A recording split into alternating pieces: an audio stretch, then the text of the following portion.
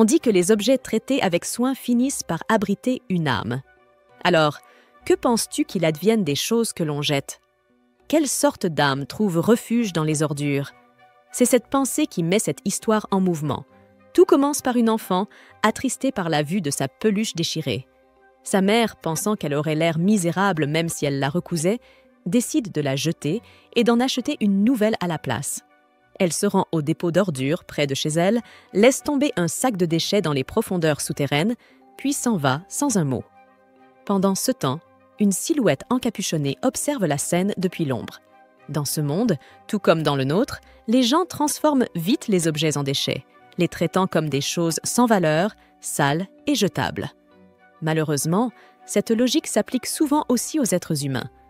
Après avoir assisté à la scène, la silhouette encapuchonnée descend dans les souterrains, là où tous les déchets de la ville sont traités.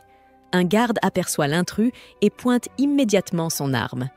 Ici, l'étranger encapuchonné est connu sous le nom de voleur des décharges, ce criminel qui dérobe les ordures et ternit l'image immaculée de la cité. Le garde déclenche l'alarme et 2 soldats armés arrivent en renfort. Le voleur leur jette des sacs poubelles, gagnant juste assez de temps pour s'enfuir.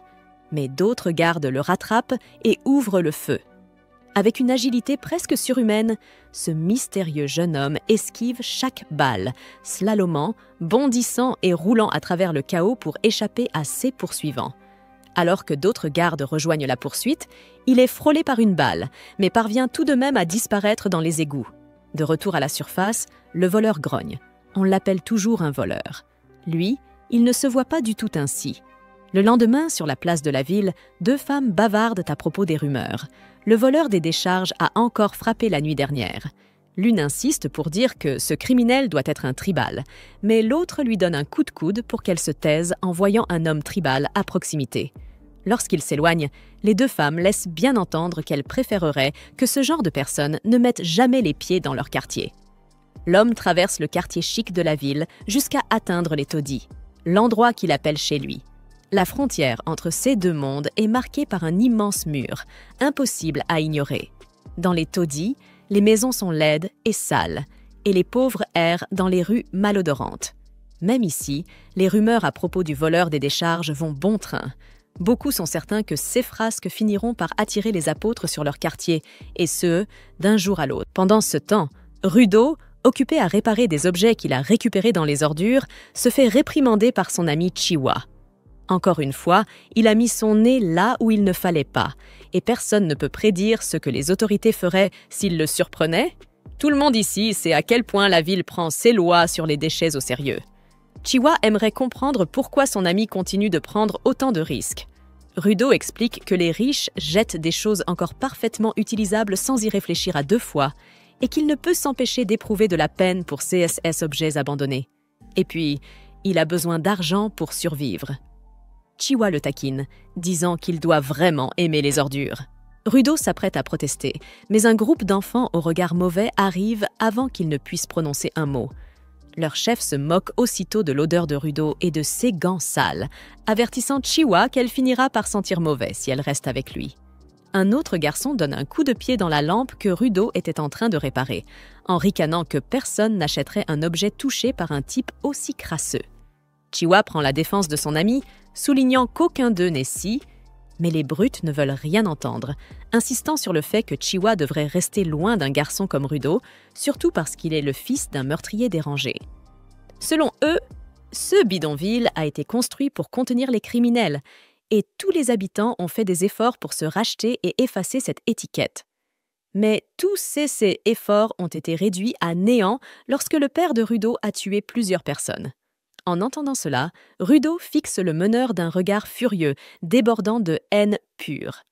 Terrifié, le garçon tente de prouver à tous que c'est exactement le regard d'un criminel, transpirant à grosses gouttes et marmonnant « tel père, tel fils ». Les brutes s'éloignent en rasant les murs, non sans avoir lancé un dernier avertissement. Rudo finira comme son père, un assassin. Une fois le trio parti, Chiwa essaie de réconforter son amie. Elle dit à Rudo qu'elle croit en lui, qu'il n'est pas une mauvaise personne et qu'il ne ferait jamais de mal à qui que ce soit. Puis elle aperçoit la peluche qu'il a récupérée dans les déchets et en tombe immédiatement amoureuse.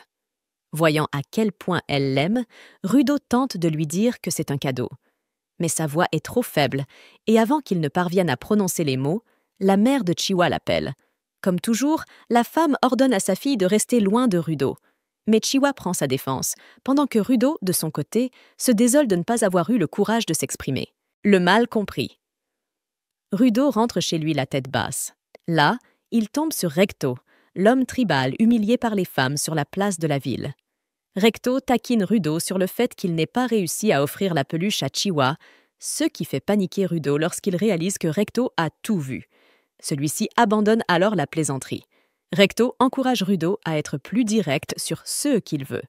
Puis, changeant de ton, il lui demande de lui expliquer exactement ce qui s'est passé lors de la virée aux ordures la nuit dernière. Recto pense que Rudo prend trop de risques pour de l'argent. Il est encore trop jeune et pourrait finir par se mettre dans de graves ennuis. Rudo rétorque qu'il ne s'est jamais fait attraper auparavant, mais Recto lui rappelle que cela ne change rien au fait qu'il a failli se faire tuer. Même s'ils ne partagent aucun lien de sang, Recto considère Rudo comme son fils. Il l'a recueilli alors qu'il n'était encore qu'un bébé, abandonné de tous. Rudo reconnaît ce lien et comprend pourquoi son père adoptif s'inquiète. Il lui doit une gratitude qu'il n'oubliera jamais. Alors Recto lui dit que s'il est aussi honnête avec Chiwa qu'il l'est avec tout le monde, elle finira forcément par tomber amoureuse de lui. Nerveux, Rudo manque de faire tomber la lanterne en entendant cela, et dans le mouvement, son père adoptif aperçoit l'éraflure causée par une balle sur son bras. Le visage de Recto devient grave, tandis qu'il insiste pour soigner la blessure. Et pendant qu'il y est, il décide aussi de changer les bandages de la main du garçon, lui demandant d'enlever ses gants. Recto le supplie de ne pas retourner à la décharge. Personne ne peut prévoir ce qui pourrait arriver s'il y retourne. Rudo hausse les épaules, affirmant que cette blessure n'est rien, surtout comparée aux cicatrices que son véritable père a laissées sur ses mains. Recto, soudain assombri, lui rappelle que dans cette ville, la loi a toujours été claire. Quiconque commet un crime grave est exécuté sur le champ et jeté dans l'abîme. C'est là que le père de Rudo a fini. Pour cette raison, Recto le prévient. Il doit faire extrêmement attention à ne pas connaître le même sort. Aussi loin qu'il s'en souvienne, les mains de Rudo ont toujours été noires comme la suie, marquées par une douleur insupportable qui surgissait sans prévenir, et par les regards de dégoût que les gens lui lançaient en voyant à quel point ses blessures étaient hideuses. Son esprit avait déjà été brisé dès l'enfance. Puis, un jour, Recto lui donna les gants que Rudo porte encore aujourd'hui. Ils étaient déjà vieux et usés, mais la douleur commença à s'atténuer, petit à petit. À cause de cela, Rudo ressent une dette envers cet homme qu'il ne pourra jamais rembourser. Finalement, Recto taquine son fils officieux en lui disant que s'il veut vraiment conquérir le cœur de Chiwa, il va devoir se dépêcher. Sinon, quelqu'un d'autre viendra lui voler cette jolie fille. Sur ce conseil, il lui suggère de lui offrir enfin la peluche et qui sait, peut-être même lui voler un baiser de princesse au passage. Bien sûr, fidèle à lui-même, Rudo, toujours aussi timide, réagit un peu trop vivement. 6 cris de colère résonnent à l'extérieur, là où, sans qu'il le sache, une silhouette tapie dans l'ombre rôde dans les ruelles crasseuses, juste à côté de leur porte. Recto tente tout pour décrocher un sourire à ce gamin à la mine la plus boudeuse du quartier. S'il ne pouvait pas rire sincèrement, disait-il, alors il devait faire semblant, faire comme si, jouer un rôle, faire tout ce qu'il faut. L'important, c'était d'avoir l'air plus aimable pour que la jolie fille commence à se sentir plus proche de lui. Mais c'était plus facile à dire qu'à faire. Rudo n'avait aucune confiance en ces yeux rouges sang si sauvages qui ne provoquaient chez les autres que crainte ou rejet, tout sauf de la sympathie. Tandis qu'il marche à travers le bidonville, Rudo repense à ce que les gens disent. L'abîme est une immense décharge, la destination finale de tous les déchets et de tous ceux qui commettent un crime. En y pensant, le garçon tombe justement sur un autre habitant de la ville en train d'être condamné dans le coin le plus reculé de la favela. L'homme est jeté à jamais dans le gouffre, parmi les ordures, tout comme son père, d'après les rumeurs. Alors que le criminel est condamné, La foule en délire autour de lui répète inlassablement « À l'abîme, les déchets! À l'abîme, les déchets !» C'est à ce moment-là que Chiwa surgit et le fait sursauter de peur, le laissant totalement confus devant la fille qu'il aime. Elle lui explique que le quartier Rudo a été construit à la lisière de la ville, juste à côté de l'abîme, pour rappeler chaque jour aux pauvres qu'eux aussi pouvaient finir dans ce gouffre au moindre faux pas, qu'ils le veuillent ou non.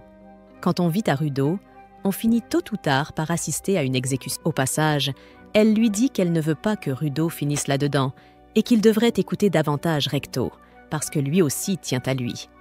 En entendant ce « aussi », Rudo se dit que Chiwa laisse entendre qu'elle l'aime bien, elle aussi.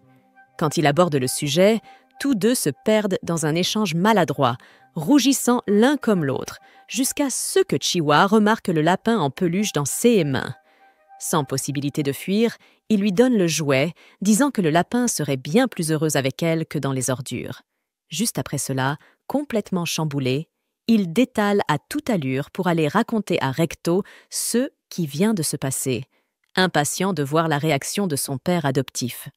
Sur le chemin du retour, il retombe sur les apôtres en patrouille dans le bidonville, rendant tout le monde nerveux. Enfonçant la porte de chez lui, Rudo jure avoir vu Recto à l'entrée pour se rendre compte, trop tard, que son vieil ami est en train de se faire assassiner par la même silhouette mystérieuse qui rôdait autour de leur maison la veille. Pris de panique, Rudo attaque le tueur, mais il est facilement maîtrisé, blessé et forcé d'assister, impuissant, à la fuite du meurtrier. À peine vivant, Recto appelle son fils adoptif, lui suppliant de fuir pour sauver sa vie. Mais paralysé par la peur et la rage, Rudo ne veut rien d'autre que rester pour sauver son ami. Rassemblant ses dernières forces, Recto rend les choses claires. La vraie mission du garçon, c'est de changer ce monde pourri. Soudain, un pistolet paralysant retentit. Les apôtres surgissent dans la maison, accusent Rudo du meurtre et l'arrêtent pour homicide. Rudo essaie désespérément de s'expliquer, mais personne ne veut l'écouter, et Recto est déjà pratiquement mort, incapable de défendre le pauvre garçon.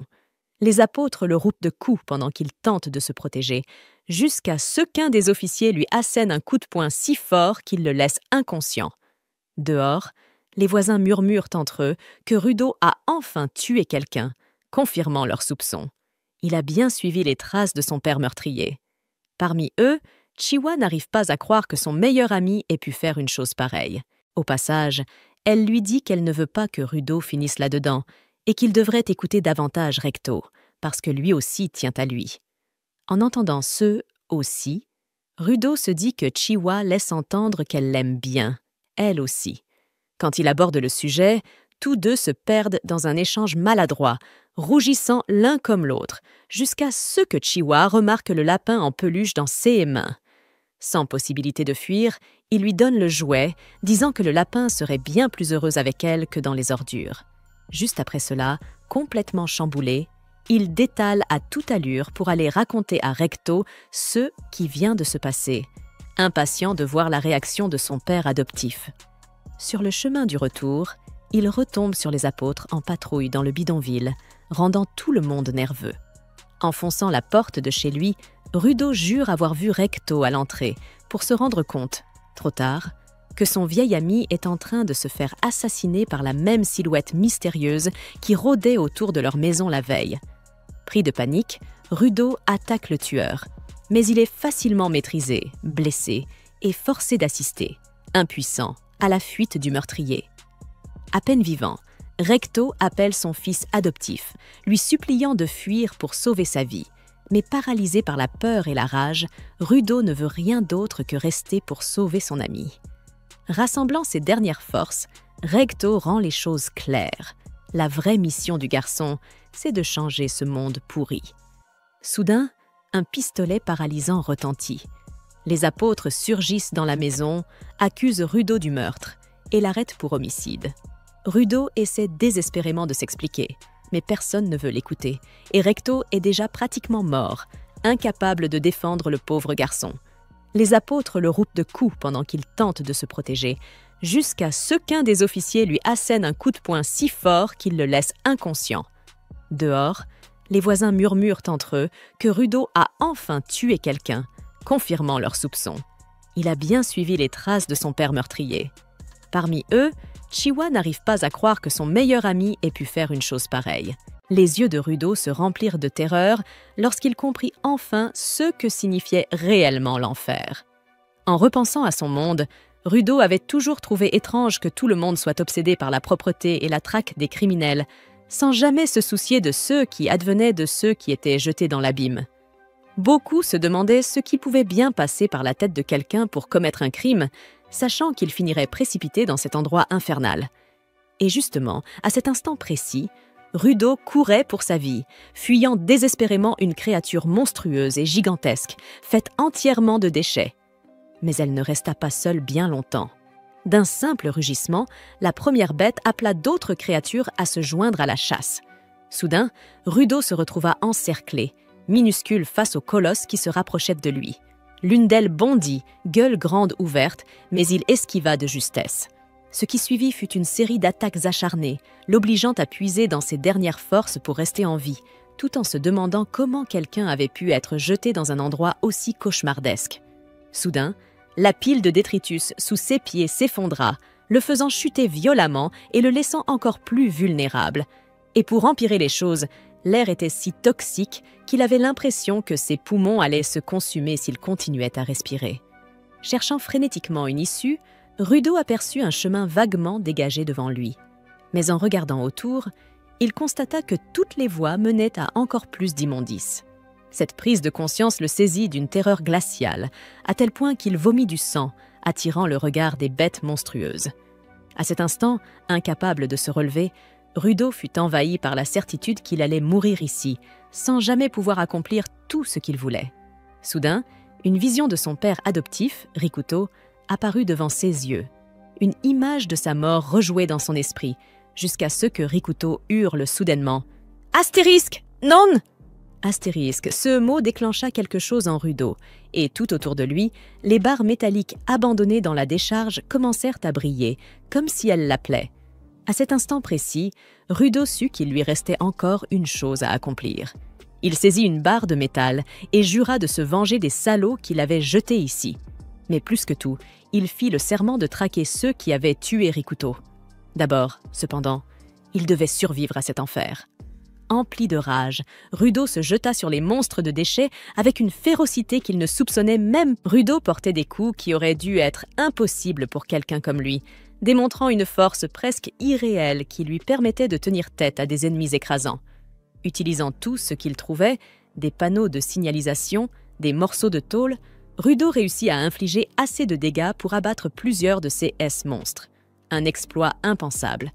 Serrant l'une de ses armes improvisées, Rudo tomba à genoux, encore accablé par l'odeur nauséabonde de cet enfer de détritus. Et comme si la situation ne pouvait pas empirer, ce qu'il redoutait arriva. Une autre bête de déchets apparut, prête à attaquer. Cette fois, Rudo se montra plus prudent. Il se mit à courir à toute vitesse pour mettre de la distance entre eux. Mais la créature frappa le sol de son pied, projetant des tonnes d'ordures dans les airs et isolant Rudo, emporté par les débris. Après une telle attaque, Rudo semblait fini. Mais, à sa grande surprise, quelqu'un d'autre intervint. Un homme mystérieux, portant un masque à gaz et un parapluie, attrapa Rudo et le lança de l'autre côté de la décharge comme un ballon de foot, comme s'il voulait rétablir l'équilibre. Le mystérieux inconnu lui enfila ensuite un masque à gaz, un geste inattendu qui ne fit qu'ajouter au mystère de son identité. Rudo, déboussolé, l'assaillit de questions. « Tu viens d'ici ? C'est quoi cet endroit ? Et ces monstres ?» Mais l'homme ne répondit pas. Il lui dit simplement de baisser la voix. Rudo, à moitié fou de peur et incapable de se concentrer, n'arrivait pas à comprendre ce que l'homme disait. Avec le masque et le vacarme ambiant, c'était quasiment impossible d'entendre quoi que ce soit. Rudo ne comprenait pas un mot. Agacé, il commença à parler de plus en plus fort, jusqu'à ce que l'étranger perde patience et lui hurle dessus. « Ce n'est pas le monde souterrain, idiot, c'est la surface !» Tout cela, tous ces déchets, avaient été déversés ici par ces foutus célestes là-haut qui n'en ont rien à faire de polluer le monde des autres. Et maintenant, à cause de Rudo, les monstres savaient exactement où ils se trouvaient. Ils sont attirés par le bruit. 16 créatures sont des bêtes maudites, des entités faites de déchets capables de se régénérer avec ceux qui les entourent. On ne peut pas les tuer avec des armes ordinaires. Et à ce moment-là même, l'une de ces bêtes maudites s'approcha, prête à les dévorer tous les deux. L'homme masqué enveloppe son parapluie de flammes, le transformant en une arme bien plus dangereuse maintenant qu'il a laissé exploser sa frustration. Il semble presque détendu. L'heure est venue de faire un peu de ménage. Alors qu'une avalanche de déchets est projetée dans sa direction, il fait tournoyer son parapluie, repoussant chaque projectile, et les dégâts causés par son arme empêchent même la créature de se régénérer. Tout autour, d'autres bêtes gangrenées apparaissent. Mais l'homme ne recule pas d'un pouce. Au contraire, en voyant les monstres foncer sur lui, il les affronte de face, les découpant comme si son parapluie était une lame légendaire. Rudo observe, stupéfait, se demandant si c'est l'arme qui est spéciale ou bien l'homme qui la manie. Dans tous les cas, avec une telle puissance, il pourrait enfin se venger des démons de la surface qui lui ont fait ça. Il ne reste plus qu'une seule bête infectée. Elle rassemble une masse de bave violette dans sa bouche et la crache sur l'homme au parapluie qui s'en protège puis contre-attaque avec une frappe sauvage. Unbreaker, frappe octuple. Le coup est dévastateur. Il décapite la bête et provoque une seconde explosion qui désintègre son corps entier, mettant ainsi fin à ce combat brutal.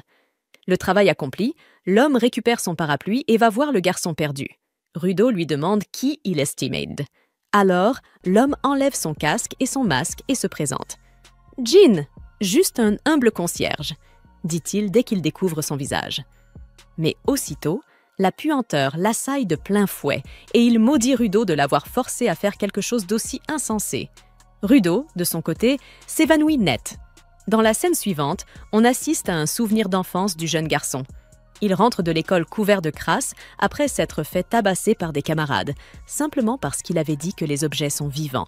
Recto lui demande s'il s'est défendu, et le garçon répond non, ce qui, en réalité, est exactement la réponse que son tuteur espérait entendre. Rudo se rappelle alors de quelque chose que Recto lui avait dit un jour. « Si tu traites un objet avec soin pendant longtemps, il peut finir par développer une âme. » Et quand il voit le garçon prendre cela au pied de la lettre, croyant vraiment que les choses sont vivantes, Recto lui explique que ce n'est qu'une légende, c'est une histoire inventée pour apprendre aux gens à bien prendre soin de leurs affaires. Mais au fond de lui, l'homme avoue qu'il y croit réellement. Alors qu'il nettoie le garçon avec une serviette, il plaisante en disant que si elle nettoie aussi bien Rudo, c'est peut-être parce qu'elle a une âme. Rudo montre alors tout ce qui l'entoure dans la maison et demande si ces objets ont, eux aussi, une âme. Recto rit et répond que c'est possible, laissant le petit garçon les yeux écarquillés, regardant ses gants et se demandant s'ils possèdent, eux aussi, une âme. Recto ajoute que s'il en prend soin, un jour ils en auront une, c'est certain. À ce moment-là, Rudo se réveille de son rêve, pour se retrouver enchaîné au sol. Il aperçoit l'homme masqué et l'insulte sans détour. Engin, imperturbable, lui demande si c'est vraiment ainsi qu'on remercie quelqu'un qui vient de lui sauver la vie. Alors que Rudo est traîné par ses chaînes, il exige de savoir ce que ce soi-disant sauveur compte faire de lui à présent. Le mystérieux concierge répond qu'il lui rend service en le portant, puisque Rudo était totalement inconscient. Furieux, Rudo hurle qu'il doit retourner à l'étage, mais l'homme hausse simplement les épaules et dit que ce n'est pas possible. Ce que Rudo appelle « en haut », les gens d'ici l'appellent le paradis. Et atteindre le paradis, ce n'est pas une mince affaire, surtout que l'endroit change constamment. Il y a d'autres raisons aussi, mais Engin n'est pas prêt à les révéler. Il continue de traîner Rudo, lui disant de profiter de l'occasion pour se reposer. De plus en plus impatient, Rudo insiste. Il remontera, peu importe ce qu'Engin dit. D'ailleurs, le choix de mots d'Engin, pour l'instant, c'est impossible. Prouve qu'il connaît bel et bien un moyen d'y accéder. De plus en plus agité, le garçon exige d'apprendre tout sur cet endroit et sur les pouvoirs qu'Engin a utilisés plus tôt, car il compte s'en servir pour se venger de celui qui a tué son père. À ces mots, Engin retire enfin son casque et avoue qu'il en a assez de l'entendre jacasser sans arrêt. Mais puisque le gamin est si motivé, il va lui montrer exactement dans quel genre d'endroit il se trouve. Engin traîne alors Rudo jusqu'à une vieille station-service abandonnée, l'y laisse et lui dit « À partir de maintenant, c'est entre tes mains ». Bien sûr, Rudo ne comprend absolument rien à ce qui... Mais il n'a pas le temps de rester là à se poser des questions. Alors qu'il est désormais seul, il voit des hommes masqués descendre de camions garés près de la station. L'un d'eux, soupçonneux à l'idée que quelqu'un puisse accompagner le garçon, est stupéfait de voir un enfant dans un endroit pareil. En remarquant les vêtements de Rudo, il devine qu'il doit être un céleste et lui demande d'où il vient.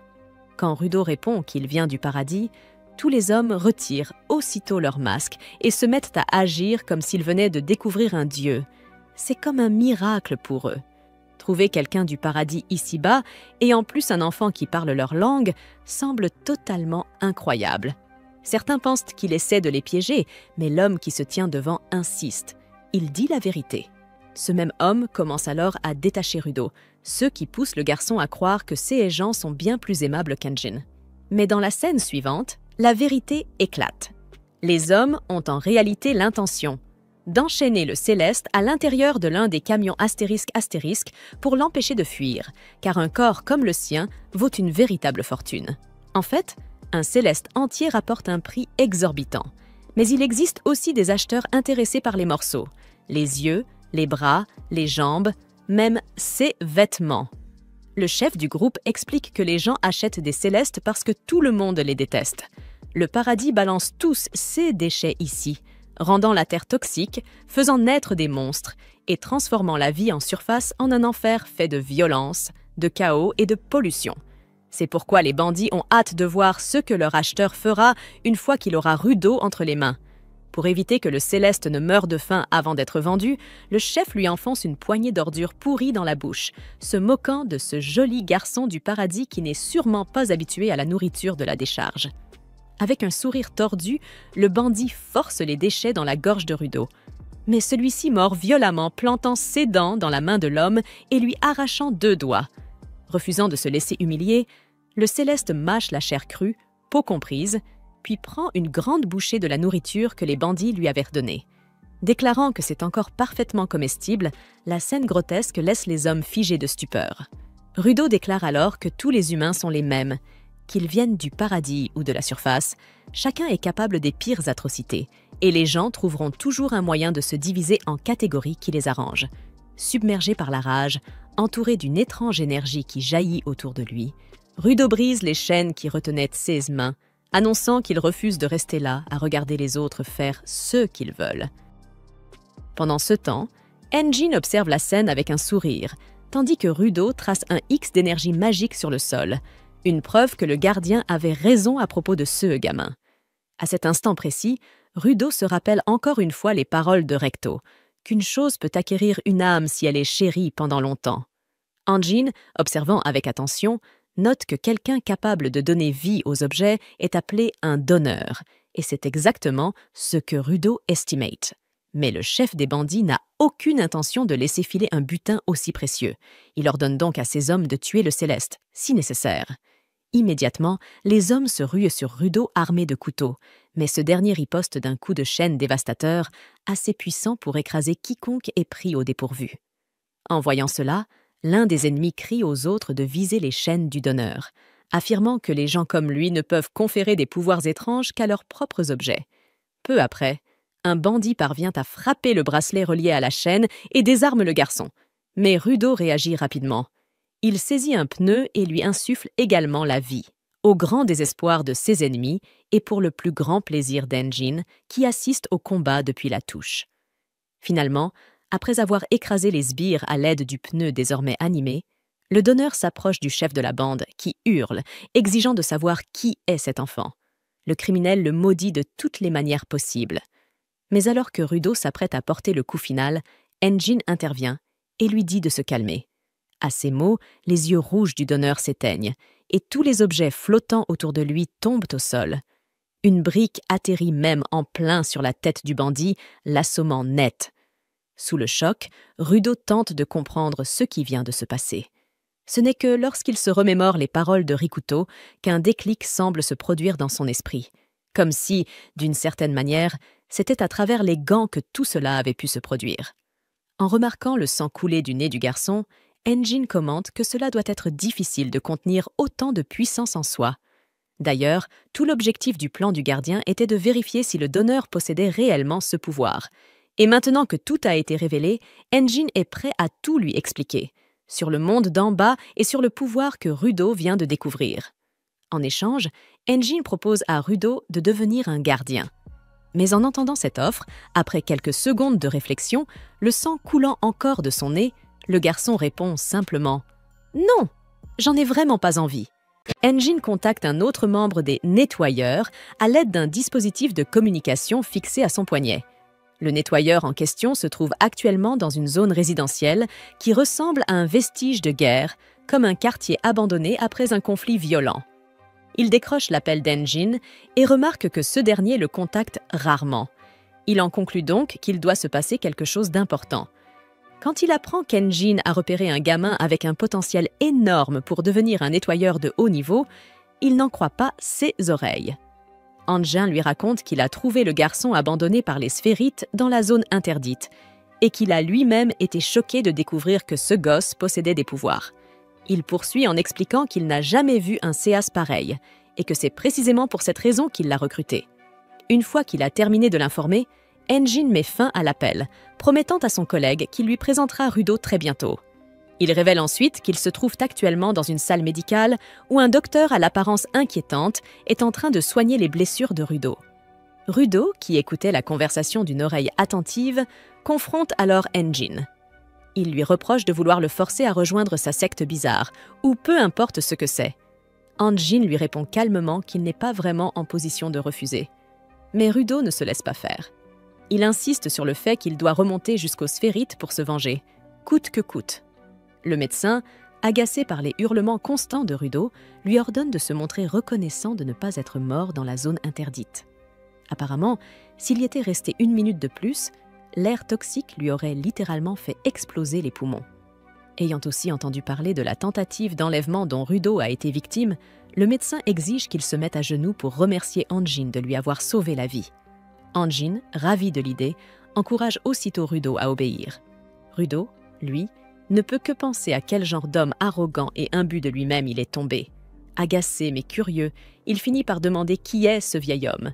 Ce à quoi le vieil homme hurle dans ses oreilles, c'est une femme. Elle en a clairement assez de... La médecin, exaspérée, leur demande alors à tous les deux de payer et de quitter sa clinique.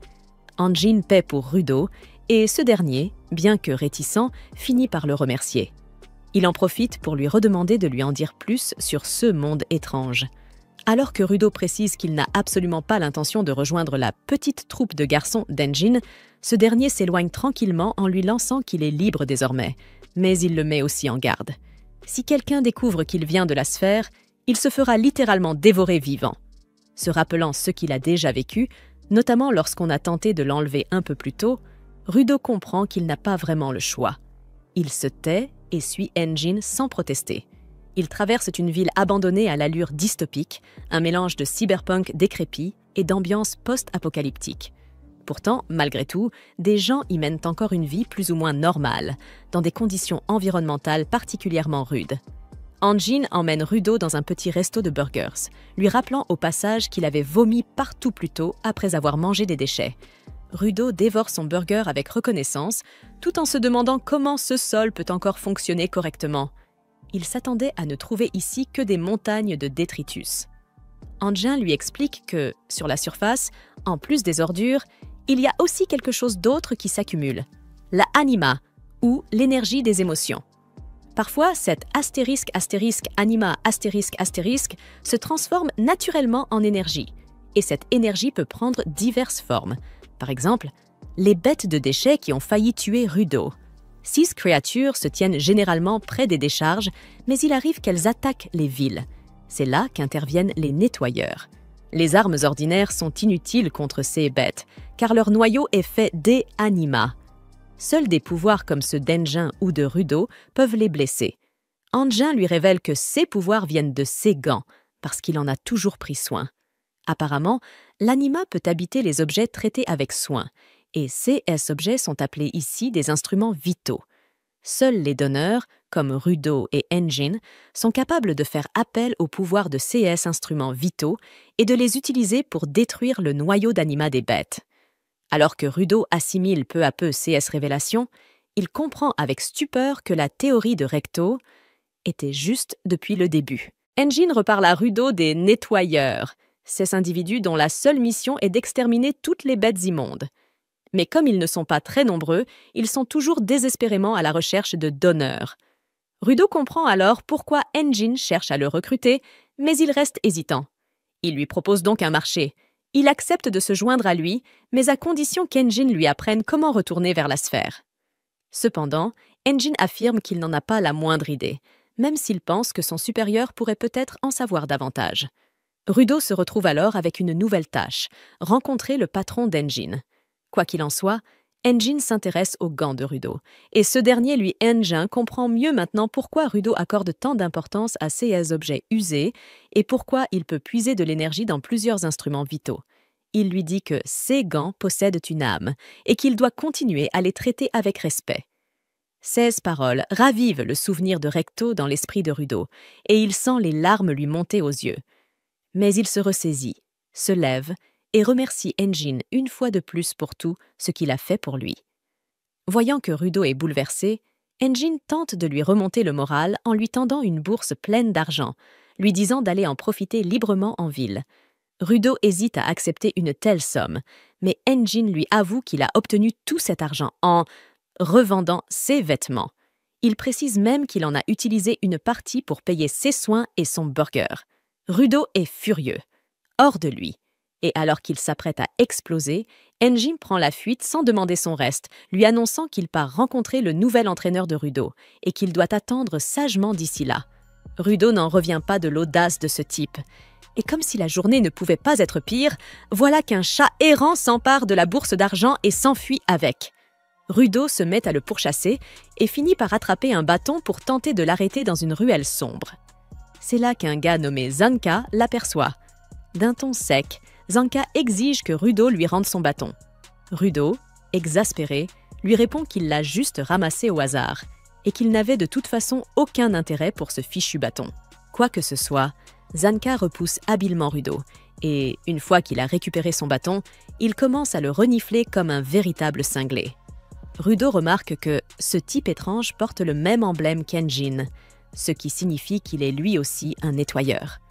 Une fois sa séance de reniflage terminée, Zanka se tourne vers Rudo et décide de le punir pour avoir osé voler son trésor.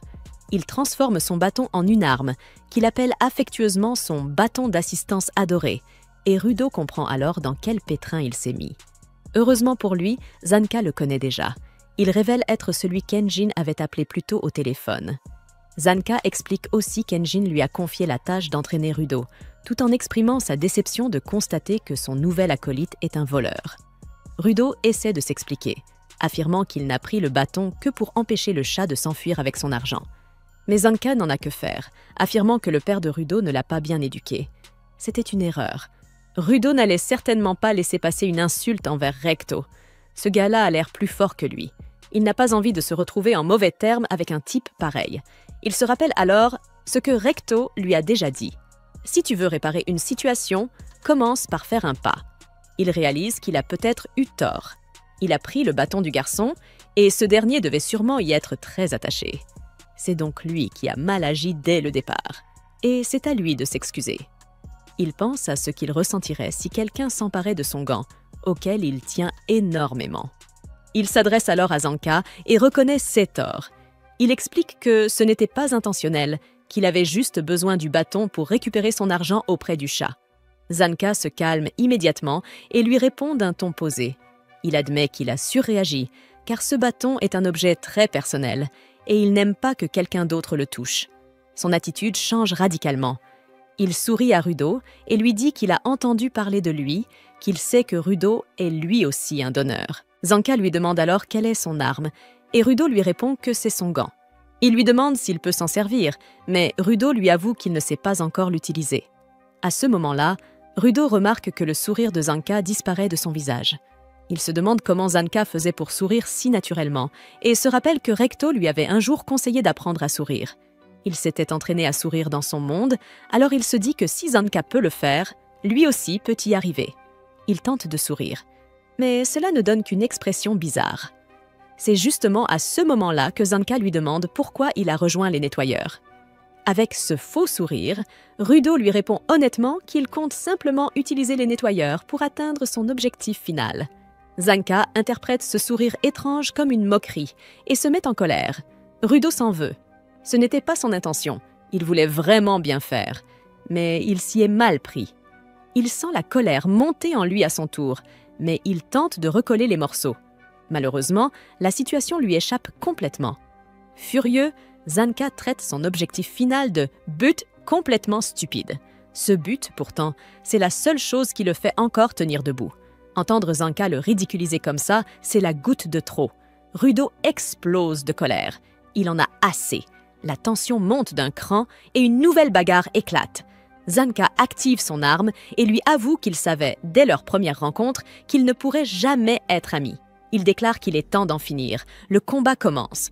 De son côté, Rudo en a assez de supporter les idioties de Zanka.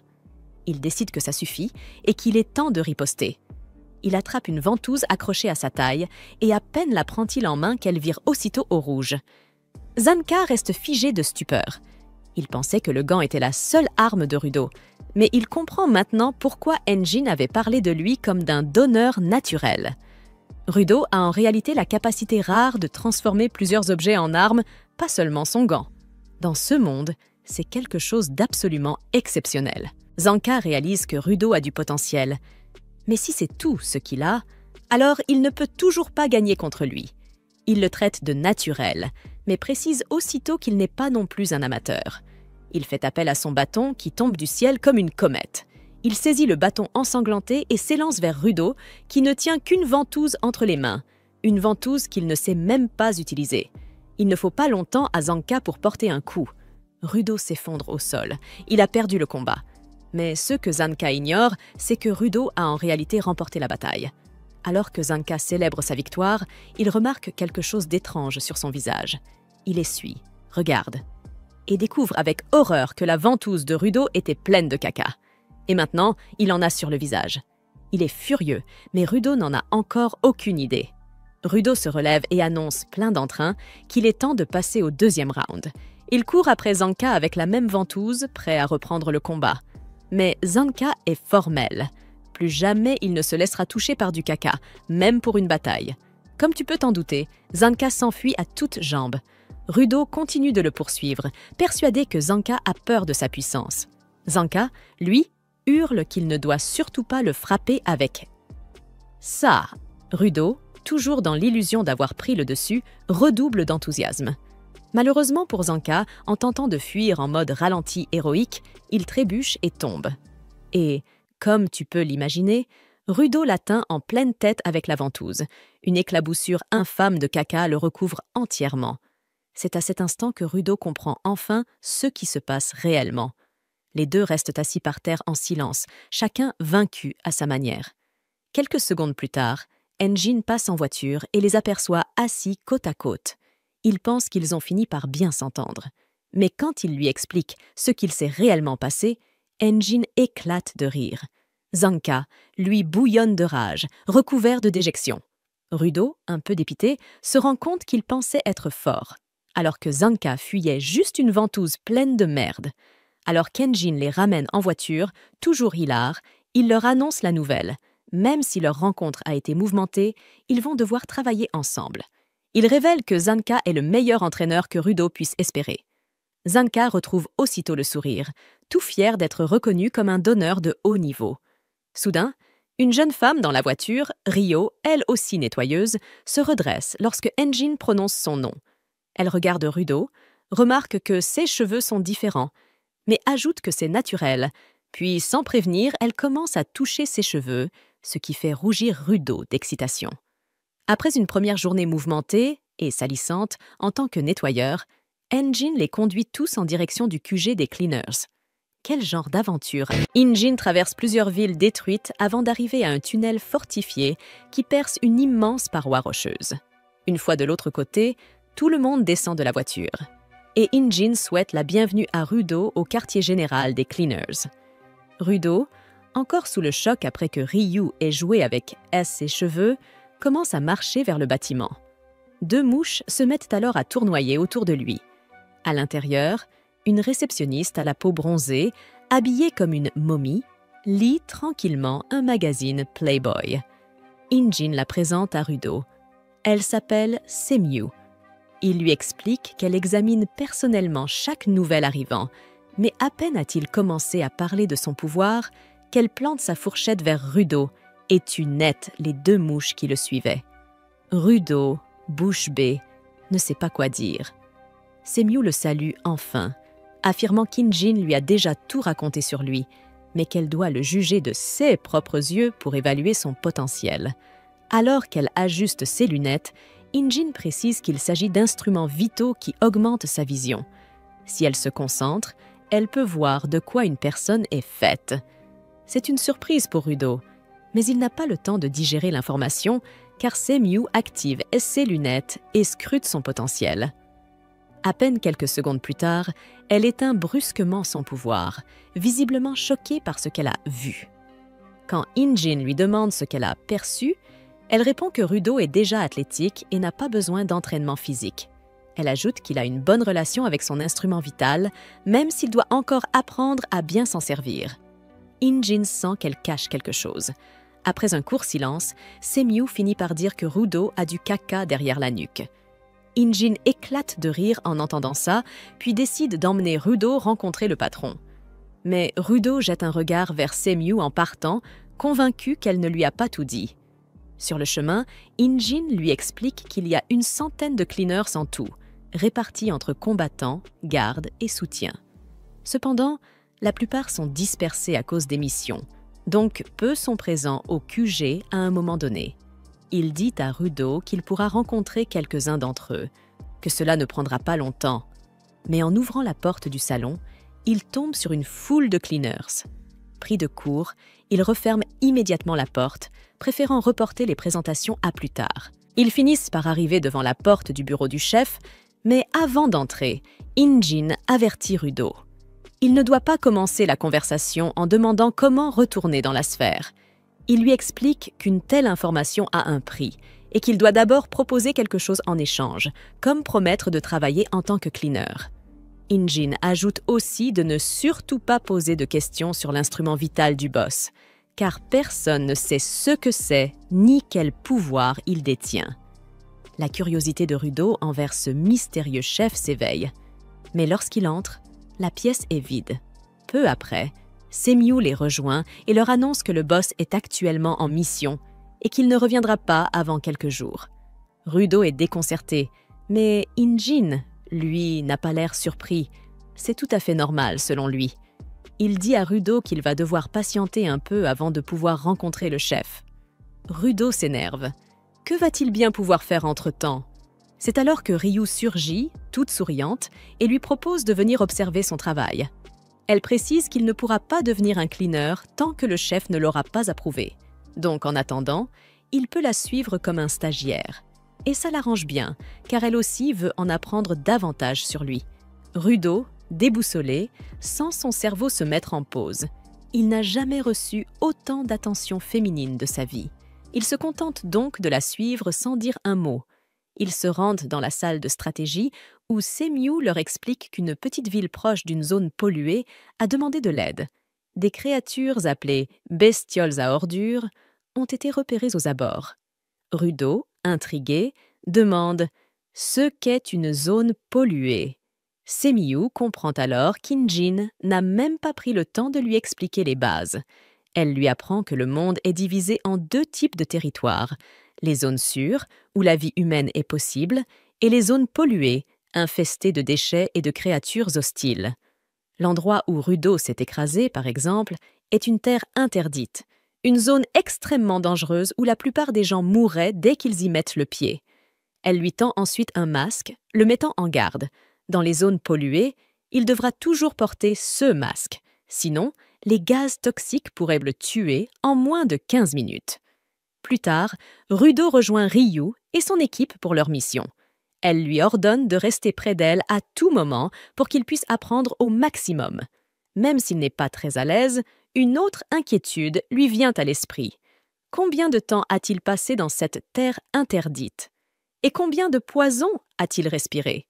6 pensées dérivent vers la décharge qui s'étale devant eux. Et il se demande alors: est-ce que les gens dans la sphère savent qu'il y a des humains qui... Mais pour Rudo, tout cela importe peu, car ce qui compte vraiment à ses yeux, c'est la décharge elle-même. À ses yeux, ce n'est pas simplement un tas d'ordures, mais un véritable trésor, un lieu où il peut trouver des objets encore utilisables, les réparer et surtout le faire sans que personne ne le gronde. Il rattrape alors Ryu et lui demande qui sont les autres personnes de son équipe. Elle lui répond qu'il s'agit de supporter. Ils n'ont pas de pouvoirs spéciaux comme les combattants, mais ils sont essentiels au bon déroulement des missions. L'un des supporters tend la main à Rudo pour une poignée de main. Rudo l'accepte timidement. Mais à peine a-t-il serré sa main que l'autre la broie de toutes ses forces. Alors qu'il se tord de douleur, Ryu éclate de rire, expliquant que ce type a une force de préhension phénoménale. Il peut littéralement déchirer la carapace d'une bête à ordures à main nue. À ce moment-là, Rudo est convaincu. Il ne tiendra pas longtemps avec cette folle furieuse. Mais bientôt, un des supporters crie « Les bêtes à ordures approchent ». Rudo se concentre, bien décidé à observer attentivement pour apprendre autant que possible. Un groupe de petites bêtes caprines sort alors de la sinistre forêt d'ordures. Pris de panique, Rudo demande à Ryu comment ils vont pouvoir gérer autant d'ennemis. Ryu lui répond calmement de ne pas s'inquiéter. Ce ne sont que de faibles créatures lentes, incapables même de franchir la barrière en bois. Elle a raison. Les chèvres de déchets se ruent sur la clôture, mais échouent à la briser, jusqu'à ce que la deuxième vague débarque. Plus massive, plus féroce.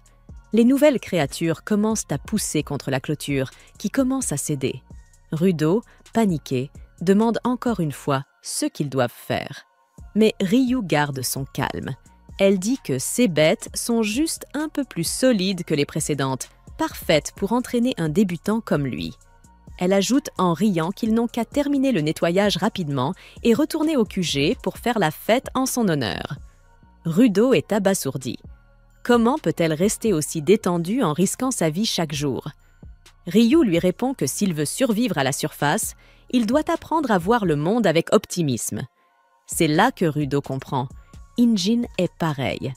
Et peut-être que c'est justement ce qui lui manquait jusqu'ici. Il décide alors d'adopter lui aussi cette attitude plus détachée, plus détendue. Mais à ce moment précis, un énorme monstre d'ordures surgit, défonce la barricade, et même Ryu commence à paniquer. Rudo se tourne vers elle, cherchant un signe rassurant. Mais elle s'écrie émerveillée. « Cette bête est incroyable! J'ai jamais vu un monstre aussi stylé! » Ryu avoue que ce n'est pas le meilleur type d'adversaire pour enseigner à un débutant, mais elle compte bien s'amuser à le combattre. Elle sort alors ses ciseaux, son instrument vital, et Rudo, complètement abasourdi, la regarde sans comprendre. Elle active ses ciseaux, puis les lance dans le ciel. Là, ils deviennent immenses, leurs lames encore plus tranchantes qu'avant. Elle les attrape avec sa jambe et fonce à toute vitesse sur la horde de monstres, taillant dans le tas d'un seul coup de pied cisaillant. Rudo n'arrive même pas à suivre ce qu'il se passe. L'un des supporters lui explique alors que l'instrument vital de Ryu s'appelle le Reaper et qu'elle est unique en son genre, car elle le manie avec ses pieds, contrairement à la plupart des gens. Rudo comprend alors que chaque personne utilise son instrument vital à sa manière, quand soudain le type à la poignée de main d'acier lui dit de faire plus attention à ceux qui l'entourent. Trop tard. Une bête à ordures de niveau 2 fonce droit sur lui. Heureusement, le supporter intervient juste à temps, attrape la créature à main nue, lui écrase la tête, puis la jette vers Ryu, qui la découpe proprement avec ses ciseaux. Ryu demande aux supporters de lui envoyer encore plus de bêtes, ce qu'ils font sans hésiter, lui lançant les monstres comme s'ils ne pesaient rien. Pendant que Rudo essaie de digérer tout ce qu'il vient de voir et découvre à quel point les cleaners sont redoutables, Ryu a déjà éliminé toutes les petites créatures. Il ne reste plus que le monstre boss. Les supporters s'organisent pour neutraliser toute menace secondaire et se dispersent. Mais Rudo remarque qu'une des créatures soi-disant assommées se réveille. Elle fait trébucher un supporter et lui saute dessus. L'homme est pris au piège. incapable d'esquiver. Mais cette fois, Rudo intervient. Il crie qu'il va prouver sa valeur, dans l'espoir d'obtenir les informations qu'il cherche plus rapidement. Il serre un tuyau de fer dans ses mains, qui se transforme soudainement en barricade hérissée de pointes. Rudo est surpris. Il comprend alors qu'il a toujours utilisé son pouvoir instinctivement, sans vraiment savoir comment il fonctionne. Mais il est trop tard pour réfléchir. La bête à ordures lui fonce dessus, l'écrasant presque sous son poids. Juste à ce moment-là, Ryu arrive et achève la créature en un instant. Elle félicite Rudo pour avoir suivi son instinct pour sauver quelqu'un d'autre, disant que c'est la bonne attitude à avoir. Le supporter secouru la remercie et lui demande si elle a réussi à vaincre le grand monstre. Ryu répond qu'elle l'a coupé en deux, mais étrangement, il tient toujours debout. Elle ne comprend pas comment il peut survivre à son attaque, d'autant plus qu'elle est certaine d'avoir visé le noyau. Elle décide alors de le découper en petits morceaux, histoire de le rendre totalement inoffensif. Les supporters, quant à eux, notent que cette créature pourrait bien appartenir à une nouvelle catégorie, une bête immune aux instruments vitaux. Ils prennent la décision de prévenir les villes voisines au plus vite. Souhaites-tu que je continue la suite avec la réaction du QG ou la suite du développement? Pendant ce temps, Ryu fonce droit sur le monstre géant, tandis que Rudo reste figé au milieu, désemparé, car personne ne lui dit quoi faire. Ryu bondit alors sur la créature de déchets et atterrit directement sur son visage. D'un saut agile, elle grimpe sur sa tête et commence à trancher tous les tuyaux qui en dépassent. Après avoir rendu le monstre chauve, elle remarque une lueur étrange sous ses pieds. Elle comprend aussitôt qu'il s'agit du noyau que la créature essayait désespérément de cacher. Cependant, avant qu'elle ne puisse attaquer, le monstre de déchets se met à bouger violemment et parvient à la projeter loin de lui. Il réattache ensuite ses tuyaux sur sa tête, puis se met à frapper violemment le sol avec sa mâchoire. Malgré cela, Ryu parvient à s'agripper tant bien que mal.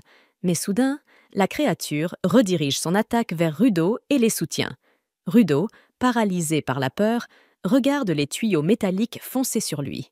Par chance, il n'est pas touché de plein fouet, mais le sol sous ses pieds est pulvérisé par les attaques, et il tombe dans un gouffre. Alors qu'il chute, il se demande ce qu'il est en train de faire. Il pense qu'à ce rythme, il ne pourra jamais venger Recto ni les autres prisonniers du Sphère. L'obscurité commence peu à peu à envahir son esprit. Mais c'est à ce moment-là que le soutien vient le sauver, le tirant de justesse du trou et du désespoir. Il le porte sur son épaule et lui dit que s'il a un but, il ne doit pas se figer, mais courir vers lui tant qu'il en a encore la force. Il lui demande de prendre exemple sur les soutiens.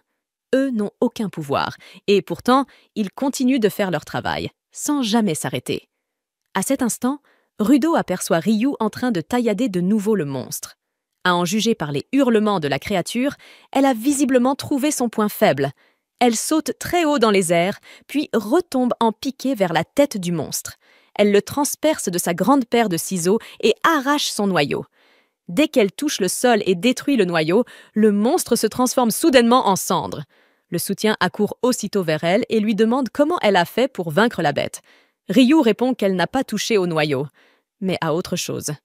Elle tient alors un cutter en carton dans sa main et dit que c'était ça, la véritable source d'énergie du monstre. Le soutien n'en revient pas, il reconnaît l'objet. C'est un outil essentiel, un instrument vital même. Cela n'a absolument aucun sens pour une créature de déchets d'en posséder un. Pendant ce temps, le chef des bandits, ceux qui comptaient vendre Rudo, se réveille brusquement dans une pièce faiblement éclairée.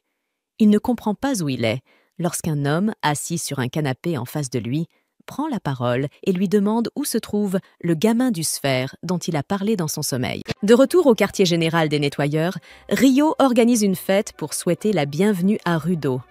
Peu après, Zanka arrive à son tour, encore tout ensommeillé de sa longue sieste de l'après-midi. Il demande à Ryo ce qui se passe, et elle lui explique qu'il célèbre l'arrivée de Rudo sur la terre ferme. Pourtant, celui-ci reste assis dans un coin, la tête basse, silencieux. Zanka s'étonne. Pourquoi ce petit insolent tire-t-il une tête pareille? Ryo soupire et répond que, depuis que son instrument vital l'a lâché en plein combat, Rudo est morose et triste. Zanka trouve ça dommage, mais change vite de sujet en évoquant la rumeur selon laquelle Ryo aurait affronté une étrange bête d'ordure. Elle confirme « Je n'ai jamais vu de bête aussi grande. Elle Au lieu de posséder un noyau d'anima, comme toutes les autres, cette créature avait pour cœur un instrument vital, une découverte à laquelle rien ne les avait préparés. Rio explique qu'étant impuissante face à une telle anomalie, elle a préféré laisser l'affaire aux supérieurs et rentrer organiser une fête à la place. Pendant ce temps, Rudo continue de bouder. C'est alors que le chef de l'équipe de soutien se présente. Il s'appelle Gris. Il s'avance vers Rudo et le félicite pour la veille. Rudo, amer, affirme qu'il n'a rien fait, mais Gris lui rappelle qu'il a sauvé un autre soutien d'une bête d'ordure. Rudo rétorque que, même s'il a réussi ça, il n'a pas pu utiliser son pouvoir correctement par la suite, et que Gris et Rio ont dû le secourir. Il se sent frustré. Même dans la sphère, il perdait souvent le contrôle, et Ricto devait rattraper ses erreurs. À ses yeux, il n'est qu'un raté incapable de répondre aux attentes de qui que ce soit. Mais Gris le remercie soudain, coupant net le fil de ses pensées. Il lui confie que la plupart des nouveaux nettoyeurs considèrent les soutiens comme des ratés dépourvus de véritable pouvoir. Mais pas Rudo. Gris évoque alors Fallow, l'homme que Rudo a sauvé. Ce dernier avait rejoint les nettoyeurs pour devenir combattant, mais faute d'instrument vital, il travaille comme soutien tout en chérissant un objet auquel il croit, persuadé qu'il deviendra un jour son arme. Gris conseille à Rudo de ne pas trop se focaliser sur la force ou sur les attentes des autres. « Dis-moi plutôt, qu'est-ce que tu voulais, avant même que les choses tournent mal dans la sphère ?» Rudo plonge dans ses pensées. Gris ajoute « Si tu retrouves ce qui a allumé la flamme au fond de ton âme, alors tu trouveras ta voie. » Gris tapote alors la tête de Rudo et lui dit de croire en lui. Rudo en est profondément ému. Mais, à ce moment précis, Injin arrive et se penche lourdement sur lui, cassant l'atmosphère émotive. Il lui demande pourquoi il ne mange rien. Et bientôt Rio et Zanka viennent aussi s'inviter à la scène. Tous l'encouragent à se joindre à la fête, car il est la vedette de la soirée. Et parce que, vu la vitesse à laquelle les assiettes se vident, il ne restera plus grand-chose. Touché par l'attention que tout le monde lui porte, Rudo finit par les suivre. Alors qu'ils mangent tous ensemble, un type met soudain de la musique et attrape des bombes de peinture. Il se met à pulvériser le mur. Injin souffle à Rudo de bien observer ce gars, surnommé Gob, car il fait toujours ce qui lui passe par la tête sans se soucier des autres. Pendant que Gob trace son œuvre, les autres protestent et lui demandent d'attendre qu'ils aient fini de manger. Mais, comme annoncé, il s'en moque éperdument. Pendant ce temps, au rez-de-chaussée, Mamie Siméo regagne son bureau. Elle devine qu'un appel va arriver d'une minute à l'autre. Effectivement, dès que le téléphone sonne, elle décroche et reçoit une mission. Elle convoque Zanka et une équipe de soutien pour y répondre.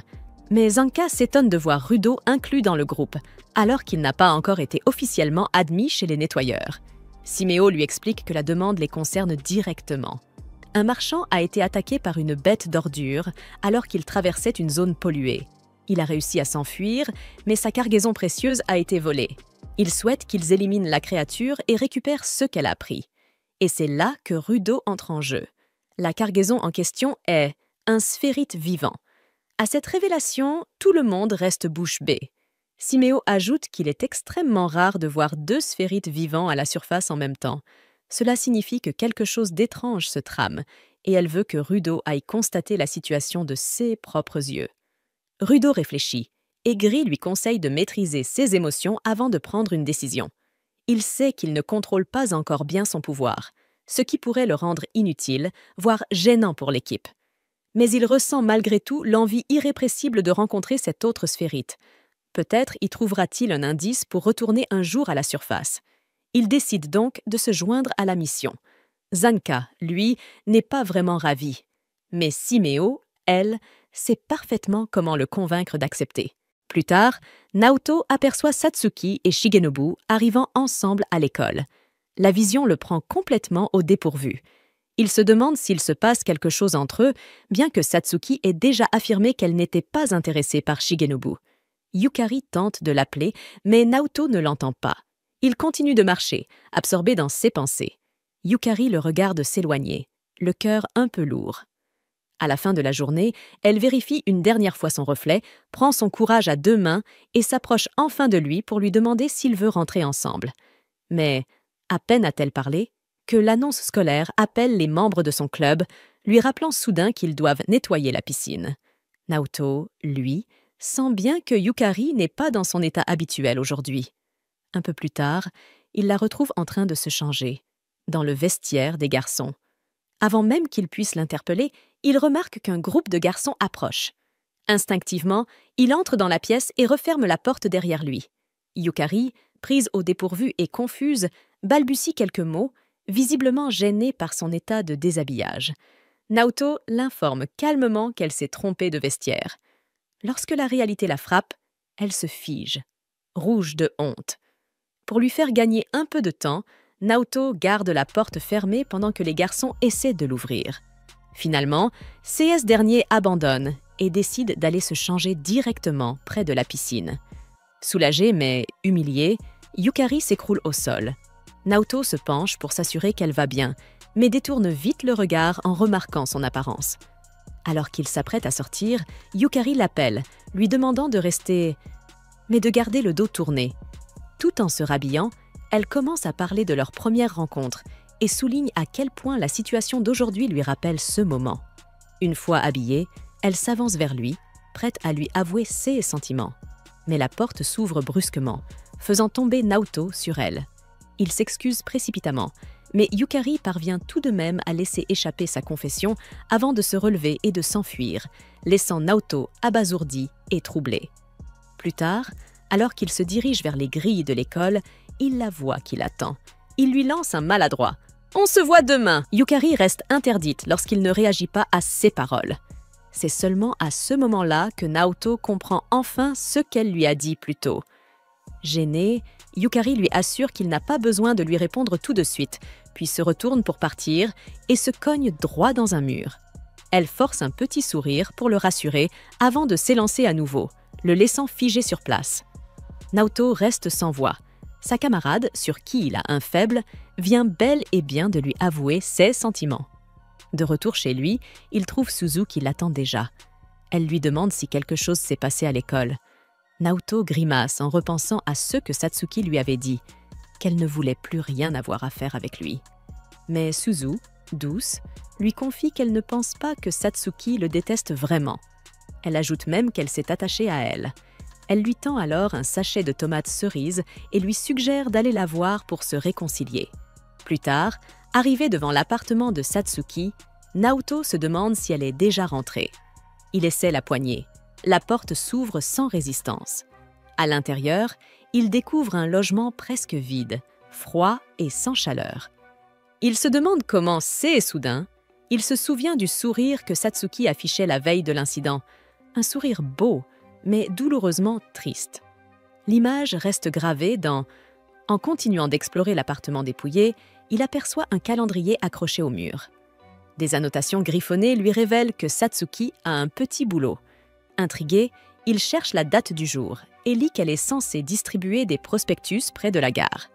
Il s'y rend immédiatement et, comme indiqué sur le calendrier, il l'aperçoit au milieu de la foule, distribuant des tracts pour un restaurant chinois. Elle porte une tenue bien plus mignonne que son style habituel, ce qui attire déjà l'attention d'un groupe d'hommes à proximité. Naoto rougit en la voyant, à la fois troublée et mal à l'aise, surtout lorsque Satsuki croise son regard. Avec un froid éclat dans les yeux, elle marche droit vers la mascotte non loin, puis revient vers lui. Elle l'entraîne dans un coin tranquille et lui rappelle leur dispute du matin. Mais avant qu'ils puissent en dire plus, leur attention est happée par une agitation dans la foule. Le patron de Satsuki arrive en courant, paniqué. La personne dans le costume de mascotte vient de s'évanouir à cause de la chaleur. En apercevant Naoto, le patron se précipite vers lui et le supplie de remplacer la mascotte, promettant une compensation en retour. Et, avant même qu'il ait vraiment compris comment, Naoto se retrouve enfermé dans le costume étouffant de panda, debout à côté de Satsuki. Son émerveillement est vite interrompu lorsqu'un groupe d'enfants le bouscule et le fait tomber à la renverse. Dans sa chute, il entraîne Satsuki qui perd l'équilibre à son tour et laisse paraître une irritation évidente. Malgré ses maladresses, ils poursuivent leur service. À la surprise générale, Naoto se révèle être une attraction à succès, surtout auprès des jeunes filles qui trouvent la mascotte adorable. Il met du cœur à divertir la foule, se montrant aimable avec tout le monde. sauf avec les hommes qui tournent un peu trop autour de Satsuki. Lorsque leur service se termine enfin, le patron de Satsuki remercie chaleureusement Naoto pour son aide. Éreinté, Naoto se rend compte que la journée n'a pas été si mauvaise que ça et qu'il a même gagné assez pour offrir un petit cadeau à Suzu. Alors qu'il s'apprête à partir, il croise à nouveau Satsuki, qui lui demande comment il a su où la trouver. Naoto admet être passé par son appartement et avoir vu le calendrier. Satsuki le gronde pour s'être introduit chez elle, mais finit par laisser passer. Naoto lui lance qu'elle devrait vraiment réparer sa porte. Elle hausse les épaules, affirmant que ce n'est pas important, puisque personne ne se soucie d'elle. Frustré, Naoto laisse échapper qu'il se soucie d'elle, lui. Elle est importante pour lui, parce qu'elle est son amie d'enfance. Et rien que pour ça, il ne peut pas s'empêcher de s'inquiéter pour elle. Satsuki s'arrête net, ses paroles la prenant au dépourvu. Elle se tourne vers lui avec un sourire et lui demande si c'est vraiment d'accord qu'elle reste à ses côtés, maintenant qu'il se souvient qu'ils sont amis d'enfance. Un peu perdu face à ce changement soudain de ton, Naoto confirme que oui. Arrivé devant son appartement, il mentionne qu'il a déjà mis les tomates cerises données par Suzu dans son réfrigérateur. Au moment où il s'apprête à partir, Satsuki lui lance d'un ton léger. « Alors, Yukari t'a avoué ses sentiments ?» Naoto se fige, prise au dépourvu. S'attendant à ce qu'il l'envoie promener en disant que ça ne la regarde pas, Satsuki est surprise lorsqu'il admet ne pas savoir encore comment répondre à Yukari. Il explique que, même s'il est incroyablement heureux d'avoir reçu la confession de quelqu'un qu'il apprécie, il a peur de la décevoir. Satsuki lui dit que c'est normal de prendre son temps et que personne n'a le droit de le presser ou de le juger pour ses sentiments. Le lendemain matin, Naoto rejoint Yukari plus tôt que d'habitude. Ses pensées enfin en ordre, il se prépare à lui donner une réponse. Pendant ce temps, Rudo et les soutiens avaient atteint la porte de sortie. Gris l'ouvrit et découvrit un escalier derrière. Il ordonna aux autres soutiens de monter et d'appeler des renforts, tandis qu'il resterait en arrière pour vérifier ce qu'il en était de Zanka. À cet instant, ils aperçurent une silhouette se précipitant vers eux. Ils crurent d'abord qu'il s'agissait de Zanka, pensant qu'il avait déjà réglé le problème des Raiders. Mais il s'agissait en réalité du chef ennemi. Le raider jeta à Rudo un regard attentif, confirmant qu'il s'agissait bien de sa cible. Il bondit sur la porte de sortie et fracassa le mur, bloquant toute issue en reconnaissant Rudo comme le donneur d'esprit. Gris Rubian le mit en garde. Désormais, Rudo faisait partie des nettoyeurs et s'en prendre à lui reviendrait à se mettre tout le groupe à dos. Mais le malfaiteur ignora l'avertissement et expliqua qu'il n'avait tardé que par manque de sens de l'orientation. Il affirma qu'il ne voulait pas leur accorder autant de temps, puis s'avança vers eux. Alors que Gris essayait de lui demander ce qu'était devenu Zanka, le raider le balaya d'un geste méprisant et s'adressa directement à Rudo, disant qu'une personne souhaitait discuter avec lui. Il arracha de force le masque de Rudo, déclarant qu'il n'y avait ici aucune bête à ordures. Quand Rudo demanda des nouvelles de Zanka, le raider répondit qu'il s'était retenu et ne l'avait qu'assommé, mais que le poison devait déjà lui donner du fil à retordre. Puis, grâce à son instrument vital, le raider fit se transformer les anneaux qu'il portait en griffes acérées et prévint Rudo qu'il avait intérêt à le suivre sans résistance. Les deux soutiens tentèrent de le maîtriser, mais échouèrent et furent projetés brutalement au sol. Alors que le chef ennemi préparait à nouveau ses griffes, Gris se plaça devant Rudo, jurant de protéger son équipe à tout prix. Le raider abaissa ses griffes et se moqua de ce qu'il avait entendu dire de ses prétendus soutiens des nettoyeurs, les qualifiant d'incapables et d'inutiles, incapables de protéger qui que ce soit. Rudo ordonna à Gris de reculer. Il ne pouvait pas affronter le raider à main nue et il insistait pour l'affronter lui-même. Le chef ennemi demanda alors à Rudo de promettre de ne pas se mettre en colère, puis révéla qu'il avait déjà tué Gris par une attaque invisible.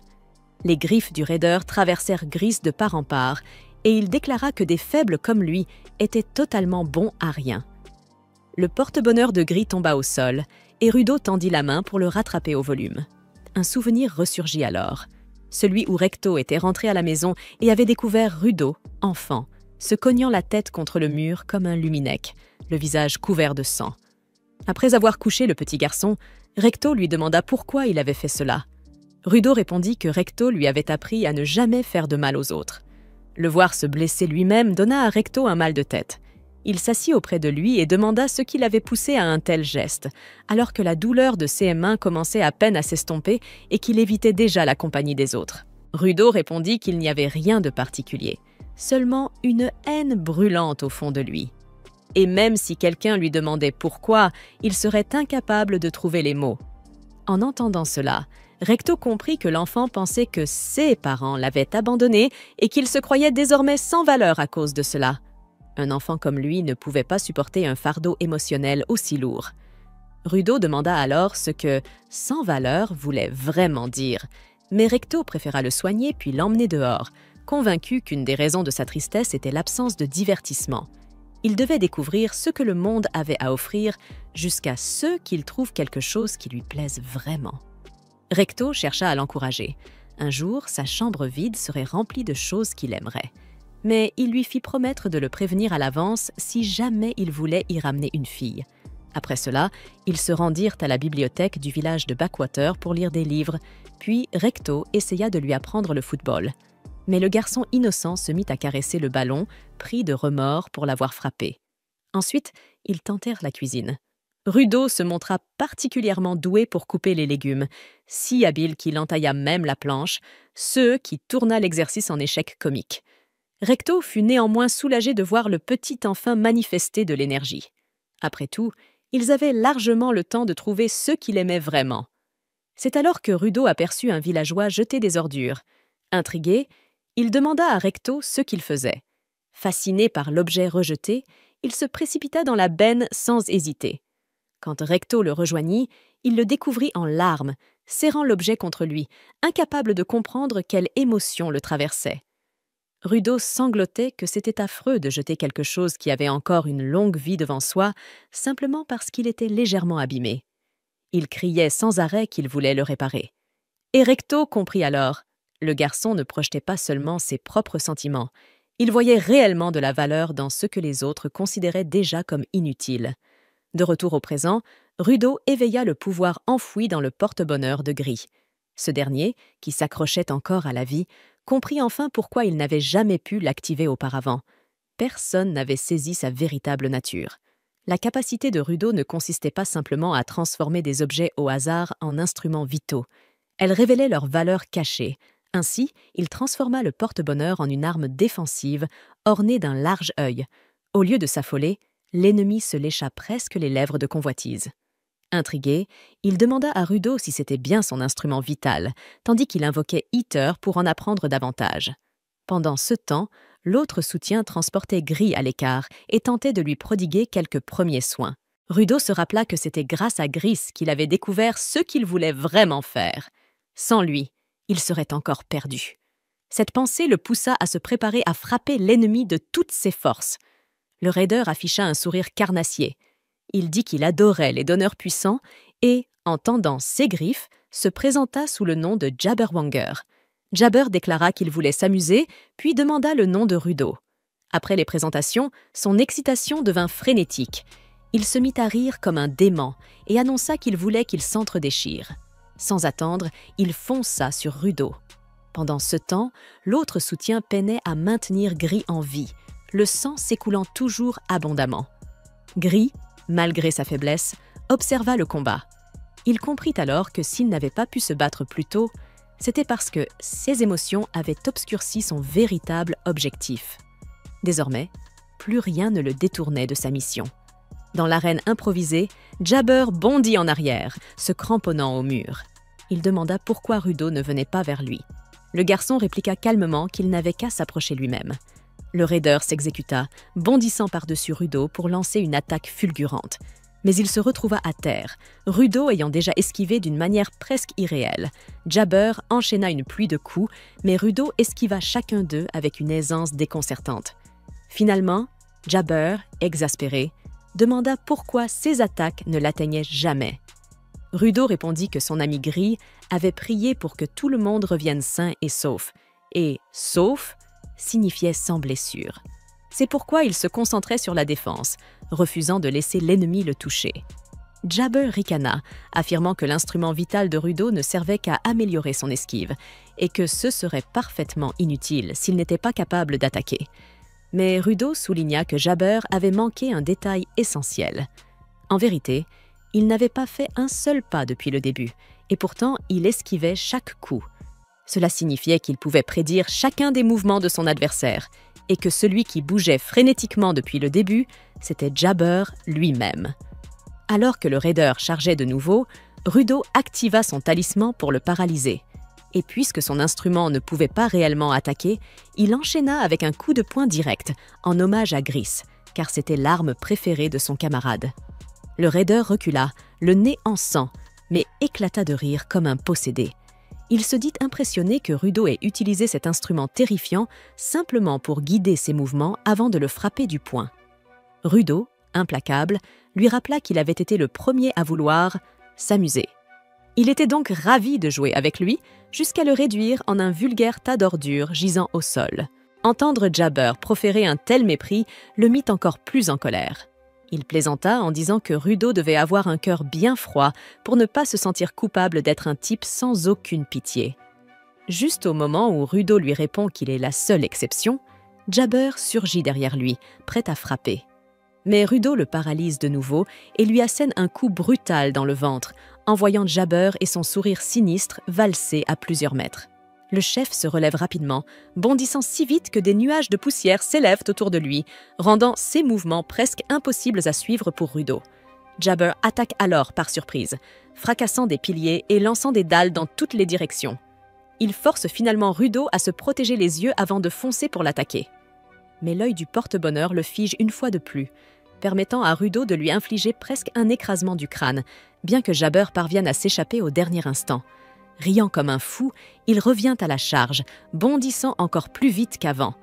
L'œil omniscient le fige à nouveau dès qu'il s'approche, et Rudo le repousse une fois de plus avec une force implacable. Après cela, le fou se déplace si vite qu'il devient presque un flou. Pourtant, Rudo continue de bloquer ses attaques et de le frapper sans relâche. Alors que Jabber ricane dans sa folie, Rudo le fait taire d'un ultime combo de 2 coups qui le met KO un instant, le faisant vaciller jusqu'à s'écraser contre le mur. Voyant qu'il halète comme un chien, Rudo lui dit d'abandonner. Mais Jabber ne fait que sourire. Cela faisait longtemps qu'on ne l'avait pas battu aussi sévèrement, et il pense que Rudo a probablement pris du plaisir aussi. Rudo est perturbé par cette expression hideuse, mais soudain, le fou devient sérieux et explique sa théorie. L'instrument vital de Rudo fonctionnerait probablement en détectant l'intention de tuer de l'ennemi pour ensuite le déplacer hors de portée du danger. Cependant, il remarque que lorsqu'il lançait les dalles de pierre, les objets sans soif de sang ne déclenchaient jamais l'instrument. Puis, avec un sourire tordu, il commence à expliquer le pouvoir de son propre instrument vital, Mansira, disant que sa griffe droite porte un poison assez puissant pour paralyser la cible au point qu'elle puisse à peine respirer, avant de la percer soudainement en profondeur dans la poitrine.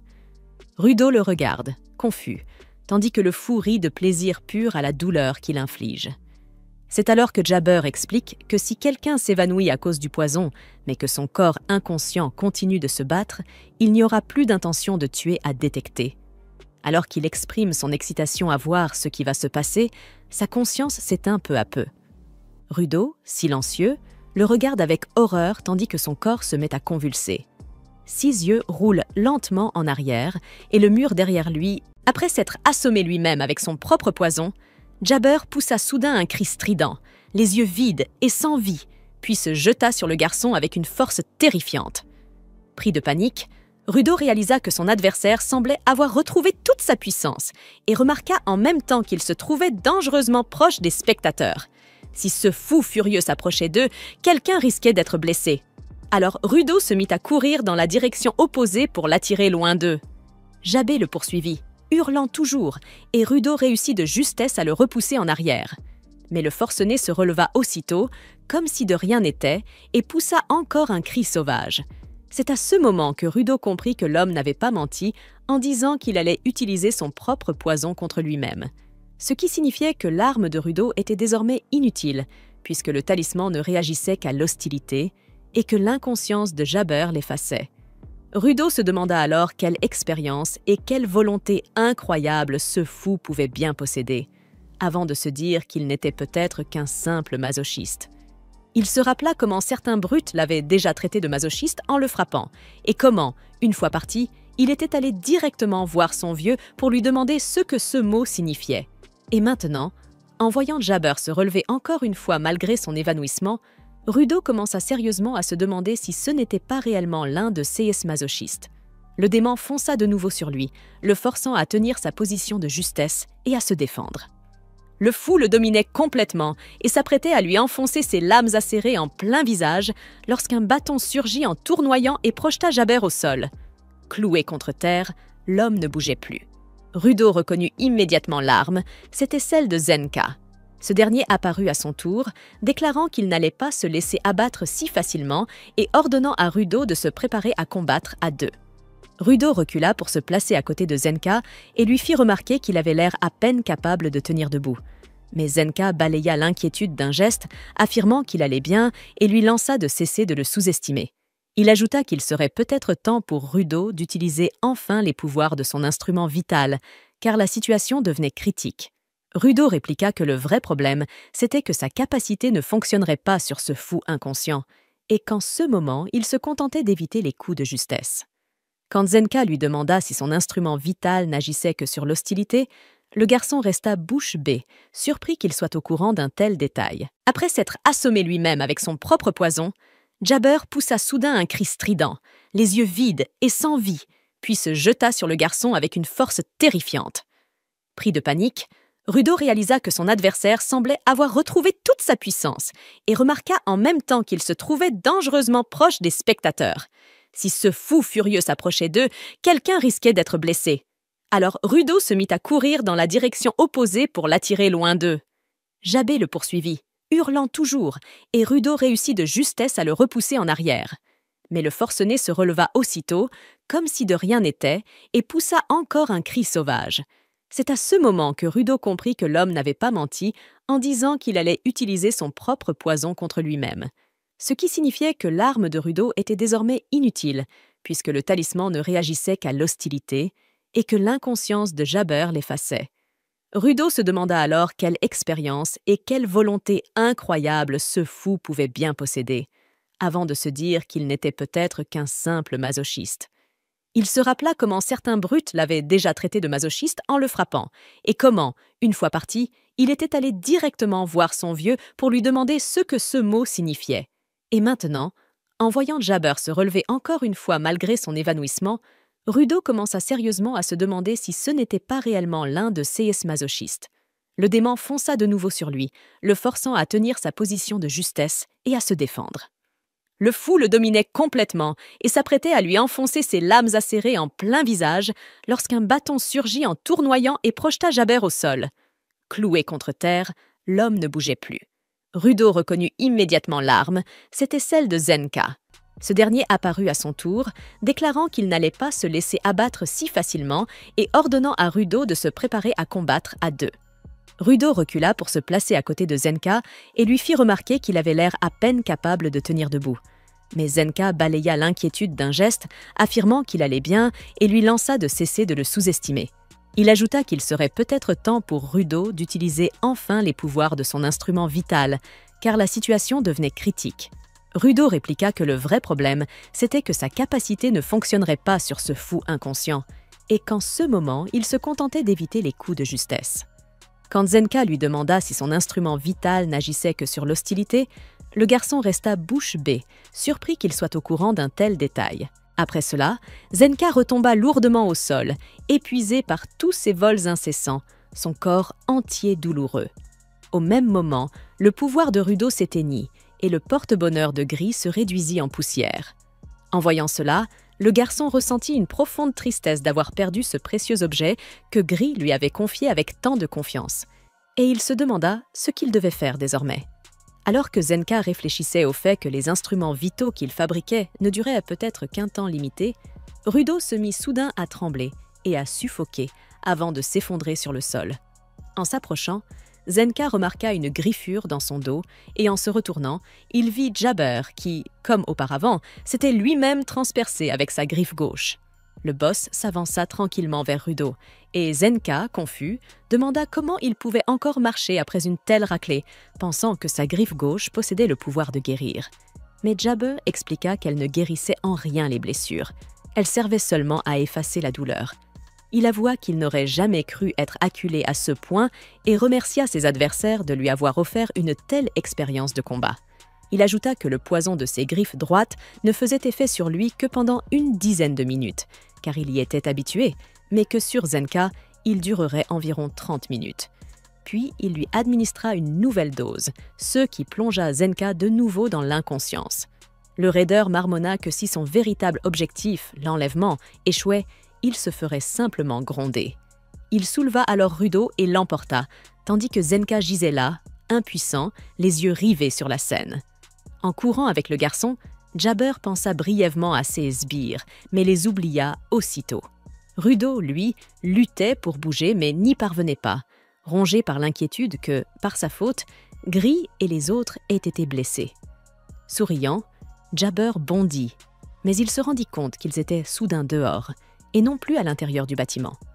En balayant les environs du regard, il aperçut Rio, debout, ses ciseaux à la main. Avant même qu'il puisse réagir, un parapluie vint le frapper de plein fouet et le projeta en arrière, lui arrachant Rudo des bras. Anjin fit son entrée, déclarant qu'ils avaient du nettoyage à faire, tandis que le raider gisait, assommé. Il expliqua que le bâtiment était enfoui profondément sous terre et qu'il était donc impossible d'utiliser le collier de communication pour contacter l'extérieur. Il réprimanda le raider pour avoir piégé leurs camarades dans CES souterrain afin de couper toute communication.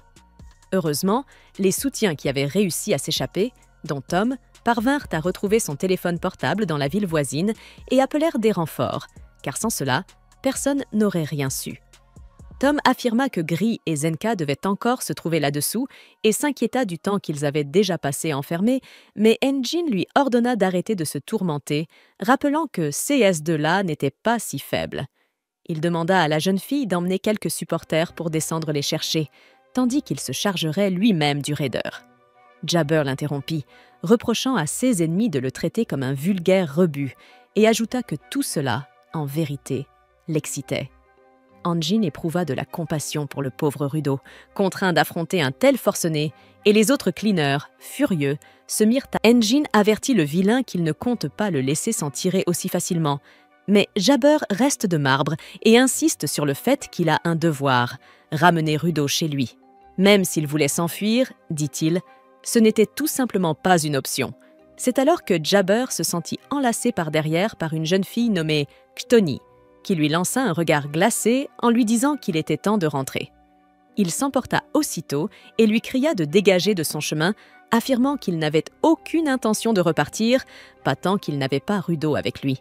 La jeune fille, imperturbable, fit remarquer que des renforts cleaners arriveraient d'une minute à l'autre, ce qui laissa Anjin interdit. D'où sortait-elle donc ? Exaspéré, Jabber hurla qu'il ne pouvait pas s'en aller alors que l'amusement venait à peine de commencer. Mais il se tut net lorsqu'elle ajouta que leur chef arborait un large sourire. Les os de son corps craquèrent, tandis qu'il s'efforçait de briser son emprise, mais la poigne de la jeune fille était plus forte encore. Après une lutte acharnée, il finit par abandonner et adressa à tous un grand sourire niais, s'excusant de devoir rentrer alors que les choses devenaient intéressantes. Au même moment, Rio fut bouleversé de voir un homme tenant le mur derrière eux, tandis que Jabber prit une seconde pour complimenter Rudo. Il avait offert un combat remarquable pour quelqu'un qu'il qualifiait de « dweller redouté », persuadé que le garçon devait déjà sombrer dans le coma à cause du poison. Il dit à Anjin de transmettre ses salutations, mais fut stupéfait en constatant que Rudo bougeait encore malgré son état. Rudo jura que ce n'était pas fini tant qu'il ne lui aurait pas rendu ce qu'il avait perdu pour le porte-bonheur de Grise, et son esprit combatif ralluma la flamme du raider. Mais lorsqu'il aperçut le motif sur les gants du garçon, Jabber demeura surpris. Rudo possédait lui aussi quelque chose issu de la série. Il trouva cette coïncidence incroyable et affirma que son chef serait ravi d'apprendre l'existence de CS gants.